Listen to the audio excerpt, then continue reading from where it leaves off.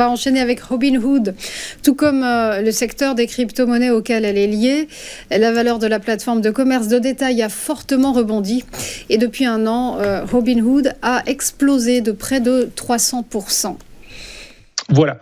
Donc, là aussi, nous sommes sur une valeur qui est en retournement, puisque c'est une valeur qui avait vraiment explosé, là aussi, il y a 3-4 ans, qui est en train, et qui avait connu ensuite un long passage à vide, qui est en train de se redynamiser.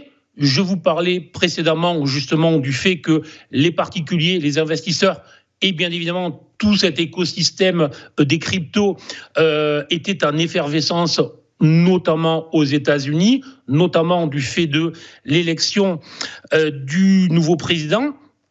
Et alors, je ne dis pas que c'est justifié, mais de toute manière, un prix est toujours justifié, même si on a vu là aussi précédemment qu'il pouvait y avoir un certain nombre de limites de valorisation.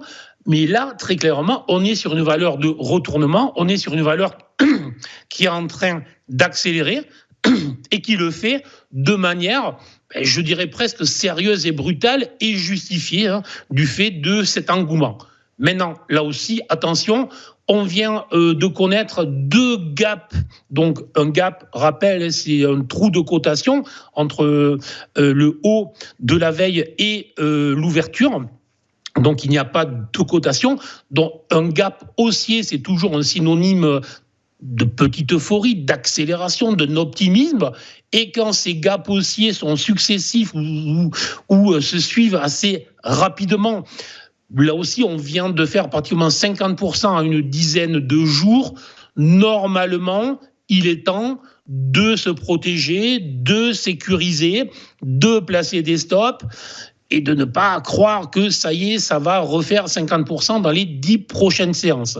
Donc, tout simplement, le conseil du jour, c'est pas mal, c'est justifié, c'est propre techniquement, peut-être un peu d'euphorie de court terme, tant que l'action reste au-delà des 26, 27, donc quand même une baisse potentielle de plus de 20%, je n'ai pas de souci. Sous les 26, on pourra commencer à s'inquiéter éventuellement sur le fait que l'on n'est pas sur juste une accélération de court terme, mais plutôt sur une accélération de vague terminale, de vague finale, de vague d'euphorie totale. Mais ça, on le saura hélas que en cas de clôture sous les 26. Donc, mon conseil actuel, vous avez l'action en fait en portefeuille sécurisée, vous ne l'avez pas en portefeuille, vous patientez, vous attendez, zone d'achat potentiel entre 26 et 28 avec un stop très court sous ce niveau-là.